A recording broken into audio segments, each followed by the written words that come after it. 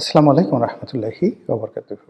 সম্মানিত দর্শক, আজকের যে বিষয়টি নিয়ে আলোচনা করব, এটির কোনো ক্লু নেই।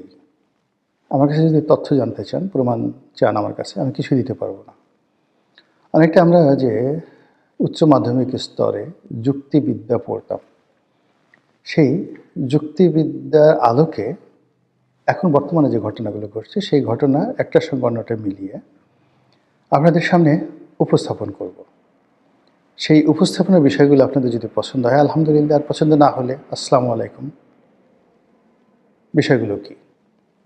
প্রথম বিষয় হলো যে আপনি জানেন যে বাংলাদেশে শেখ হাসিনা সরকারকে উৎখাত করার জন্য মার্কিন ডিপ স্টেট পলিসি কার্যকর ছিল।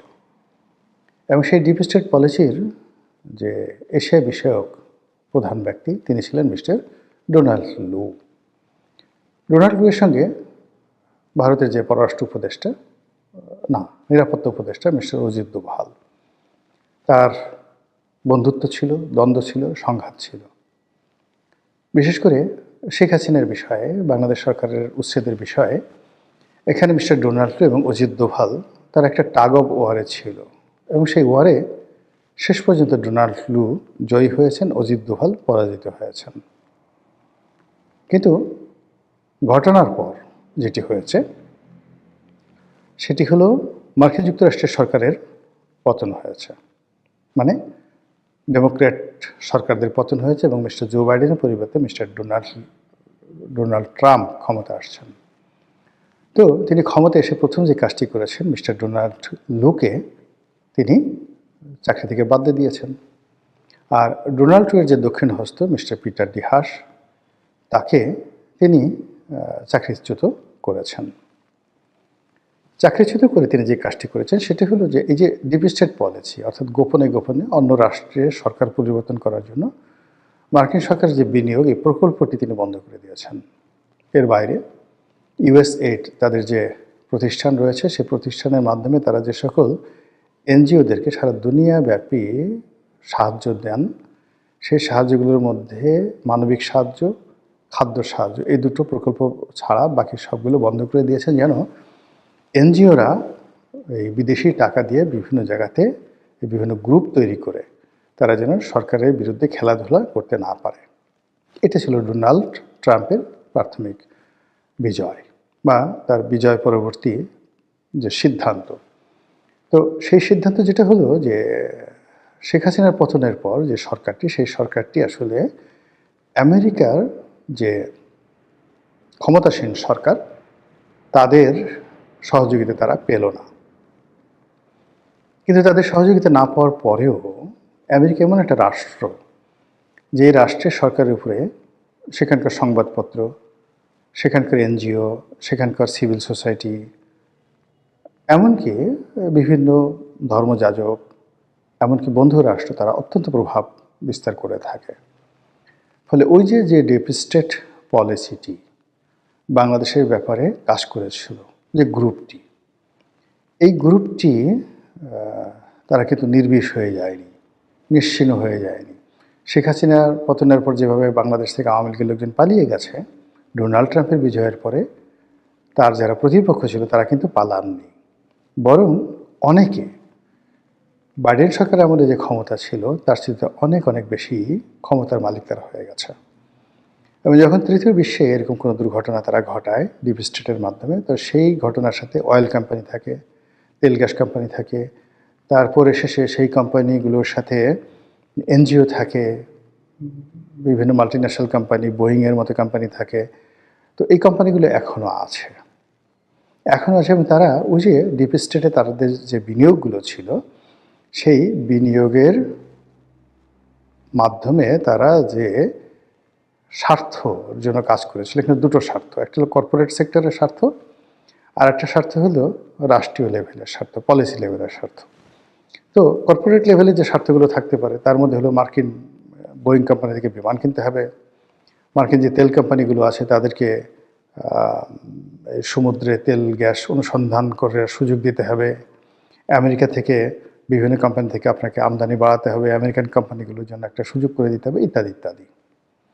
আর রাষ্ট্রীয় ব্যাপারে যে বিষয়গুলো ছিল, যেমন বার্মা অ্যাক্ট আছে, সে অনুযায়ী মার্কিন যুক্তরাষ্ট্র যদি মায়ানমার ইন্টারভেন করে, সেক্ষেত্রে বাংলাদেশকে তারা করিডোর হিসেবে ব্যবহার করবে, এরকম একটা স্টেট পর্যায়ে তাদের একটা স্বার্থ এই ডিপ স্টেটের পেছনে ছিল।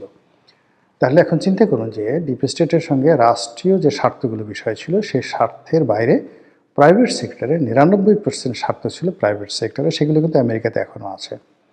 ফলে ওই যে বোয়িং কোম্পানি, একজন মোবিল, তারপর শেষে অন্যান্য যে সকল কোম্পানি আছে, এনজিও আছে, আমরা একজনের নাম শুনেছি জর্জ সরোস, তিনি আছেন, তারপরে নানা রকম কি বলবো যে থিঙ্ক ট্যাঙ্ক যারা আছেন, লবিস্ট ফার্ম যারা আছেন, তাদের অনেক স্বার্থই বাংলাদেশকে কেন্দ্র করে আছে। এখন গত 14 মাসে এই স্বার্থগুলো কি তারা কতটা আদায় করতে পেরেছেন? আমরা শুনলাম যে চট্টগ্রাম বন্দর দিয়ে দেওয়া হচ্ছে, ঢাকা বিমানবন্দর দিয়ে দেওয়া হচ্ছে, মানবিক করিডর দিয়ে দেওয়া হচ্ছে, কিন্তু আসলে আলটিমেটলি গত 17 মাসে কোনোটাই সফলভাবে দেয়া যায়নি, সম্ভব হয়নি। একমাত্র ইলন মাস্কের কোম্পানিকে বাংলাদেশে খুব দ্রুত গতিতে ব্যবসা করতে, অর্থাৎ স্টারলিংকে ব্যবসা করতে যে অনুমতি দেওয়ার বিষয়টি ছিল, এটি ডক্টর মোহাম্মদ ইউনূস খুব দ্রুততার সাথে করতে পেরেছেন, এবং এটা বিটুইন ডক্টর মোহাম্মদ ইউনূসের গ্রামীণ ফোন বা ওই তার যে কোম্পানি সেটা এবং স্টারলিংয়ের মধ্যে হওয়ার কারণে এটা খুব দ্রুত হয়েছে। এর বাইরে একটি সিদ্ধান্ত এখন পর্যন্ত বাস্তবায়িত হয়নি পরিপূর্ণভাবে, এবং সবগুলো ঝুলে আছে। ফলে কী হলো যে পরবর্তী যখন গণতান্ত্রিক সরকার আসবে, এর একটাও তারা করতে পারবে না। নির্বাচিত সরকারের অনেকগুলো লিমিটেশন থাকবে, কমিটমেন্ট থাকবে, এবং তারা যে কাজগুলো করবে সেগুলো নিয়ে সংসদে আলোচনা হবে, সংসদের বাইরে আলোচনা হবে, টকশোতে কথাবার্তা হবে, এবং এর ফলে ওই যে পশ্চিমাদের বা ডিপ স্টেট পলিসিদের যে স্বার্থ, সেই স্বার্থটা আসবে না। কিন্তু তারা তো বিনিয়োগ করেছে, একমাত্র আমেরিকাই কত $1 মিলিয়ন বিনিয়োগ করেছে বলে ডোনাল্ড ট্রাম্প বলে দিয়েছে। কিন্তু প্রাইভেট কোম্পানিগুলো যদি আরও বেশি বিনিয়োগ করে থাকে, তারা তো এই বিনিয়োগটা মানে জীবনের বিনিময় হলে তারা এই বিনিয়োগ তারা ছাড়বে না। তাহলে তারা কী করবে? তারা বিকল্প, যারা পারছে না তাদের বিকল্প তারা খুঁজবে। আর সেই বিকল্প খুঁজতে গিয়ে যদি এই যে আমরা এখন এখানে যুক্তিবিদ্যায় চলে আসলাম যে শত্রু তুমি, বন্ধু তুমি, তুমি আমার বেদনা, একটা গান আছে না? তো যে ডোনাল্ড লু, যে অজিত দোভালের সঙ্গে তাদের একটা সময় ভালো সম্পর্ক ছিল না, সেই সম্পর্কটা আবার নতুন করে স্থাপিত হতে পারে, এবং সেক্ষেত্রে অজিত দোভালকে বলতে পারে যে ঠিক আছে, আমরা তো পারলাম না আগের মাধ্যমে, উই আর সরি, তো তোমার শেখ হাসিনাকে, তোমার আওয়ামী লীগকে যত রকম সহযোগিতার দরকার আমরা আবার করব, আমাদেরকে কী কী দিবা বলো। এরকম একটা কথা কি হতে পারে না বলেন? হতে পারে। এবং আপনি দেখবেন যে যারা যত ধনী, এদের লজ্জা শরম তত কম, লজ্জা হায়া এদের একেবারে খুব অল্প। তো কাজেই স্বার্থের জন্য তারা সব কিছু করতে পারে।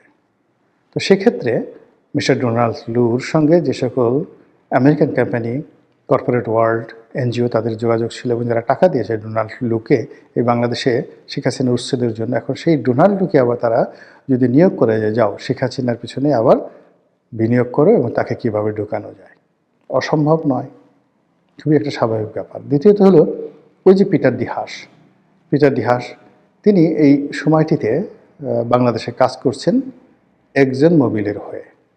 একজন মোবিলের এই দেশের কান্ট্রি ডিরেক্টর বা কি যেন একটা বড় পদে তাকে চাকরি দেওয়া হয়েছে। তো সেই ভদ্রলোক ঘোরাফেরা করছেন, খুব ঘন ঘন কক্সবাজারে যাচ্ছেন, ঘন ঘন সেন্ট মার্টিন যাচ্ছেন। একজন মোবিল নিয়ে কি হচ্ছে আমরা জানি না, তার কাজটা কি আমরা কিছু জানি না, কিন্তু তিনি খুব ঘোরাফেরা করছেন, কিন্তু খুব বেশি এটা সফল হতে পেরেছেন বলে আমার কাছে মনে হচ্ছে না। শেখ হাসিনার জমানাতে আমেরিকার সাথে একটা সমঝোতা করার জন্য আওয়ামী লীগ চেষ্টা করেছিল যে আমাদের যে বহির সমুদ্র, সেই যে তেল গ্যাসের যে অঞ্চলটি, সেই অঞ্চলটি ইজারা দেওয়ার কথাবার্তা প্রায় ফাইনাল হয়ে গিয়েছিল একজন মোবিলের সঙ্গে। এখন সেটা কি গত 17 মাসে শেখ হাসিনা হলে তো এটা একদিনের মধ্যে করে দিত, ইয়েস ডান, একজন মোবিল পাস, যাও কাজ করো। কিন্তু এখন গত 17 মাসে আসলে একজন মোবিল কি কোনো ওয়ার্ক অর্ডার পেয়েছে, কার্যাদেশ পেয়েছে? মিস্টার পিটার ডি হাস এই যে তাকে নিয়োগ দিচ্ছে, যারা একজন মোবিল যারা নিয়োগ দিয়েছে যে তিনি বাংলাদেশে এত বড় একটা কাণ্ড ঘটিয়ে ফেলেছেন, সফল হয়েছেন, শেখ হাসিনাকে উচ্ছেদ করেছেন, কাজেই তিনি 17 মিনিটের মধ্যে সরকারের একটা সিদ্ধান্ত তিনি নিয়ে নেবেন। তিনি কি পেরেছেন? So far my knowledge not yet. এখন পর্যন্ত তিনি সফল হতে পারেননি। বলে তিনিও যদি ইউ টার্ন দেন, গিয়ে যদি তিনি আবার শেখ হাসিনার সঙ্গে সমঝোতা করেন, আওয়ামী লীগের সঙ্গে সমঝোতা করেন, মানে এটা অসম্ভব কিছু নয়। এটা কেন তিনি তারেক রহমান সাহেবের সাথে কেন করবেন না এরা? মূল কারণ হলো এখন যে প্রক্রিয়াতে আসছে, সেই প্রক্রিয়া হলো যে নির্বাচন যদি উইদাউট আওয়ামী লীগ হয়, তারেক রহমান সাহেব প্রধানমন্ত্রী হন, এই সরকারটি খুব দুর্বল সরকার হবে। তারা এই ধরনের কোনো সিদ্ধান্ত নিতে পারবে না। কিন্তু বিদেশি শক্তিগুলো তারা সবসময় একটা ডিক্টেটর পছন্দ করে। তারা সবসময় একটা শক্তিশালী সরকারকে পছন্দ করে, সেটা ফ্যাসিবাদী হোক, সেটা হিটলার হোক, সেটা মুসলিনি হোক, ডাজ নট ম্যাটার। সেটা বাদশাহ সালমান হন, কিংবা ধরুন জেনারেল যাকে বলা হয় নরিয়েগা হন, ডাজ নট ম্যাটার, সাদ্দাম হন, মানে তাদের স্বার্থ হলেই হয়। এই যে ইরানের সাথে যে তারা এত কিছু করতেছে মূলত স্বার্থের জন্য। স্বার্থ দিয়ে দিলে ইরান হবে তাদের সবচেয়ে ভালো বন্ধু। জাস্ট ইরান যদি স্যাক্রিফাইস করে যে তারা আমেরিকার সঙ্গে বন্ধুত্ব করবে, এটা 1 ঘন্টার মধ্যে সেই বন্ধুত্ব তাদের হয়ে যেতে পারে। এবং ডোনাল্ড ট্রাম্প ক্ষমতায় এসে কিন্তু সেই ইঙ্গিতটি তিনি দিয়েছিলেন যে ইরানের সঙ্গে তিনি সম্পর্ক উন্নয়ন করতে চান, কিন্তু সেটা ইরান করেনি। তো শেখ হাসিনা যদি ফ্ল্যাকচুয়েট করেন, বা বাংলাদেশে যারা এই গত 17 মাস ধরে এই সরকারের পিছনে ঘুরছে এবং অনেক কিছু আশা করছে, কিন্তু এই সরকার যখন তাদেরকে কোনো বিষয়ই পারফেক্ট কোনো সলিউশন দিতে পারেনি, তখন সেখানে কি হতে পারে? সেখানে এই যে আমি যে একটা কাল্পনিক দৃশ্য আঁকলাম, বা যে ঘটনাগুলো বললাম, যে সমীকরণগুলো আমি আপনাদেরকে মিলানোর চেষ্টা করলাম, সেটি কি হওয়া সম্ভব নয়? আর সেটা যদি সম্ভব হয় তাহলে হবে না কেন? ইফ ইট ইজ পসিবল, তাহলে বলুন যে কেন সেটা হবে না? আর এটা যে করা হচ্ছে না, এই কথাও কিন্তু বুকে হাত দিয়ে কেউ বলতে পারবেন না। মহান আল্লাহ আমাদের সবাইকে হেদায়েত দান করুন এবং হেফাজত করুন। আসসালামু আলাইকুম ওয়া রাহমাতুল্লাহি ওয়া বারাকাতুহু।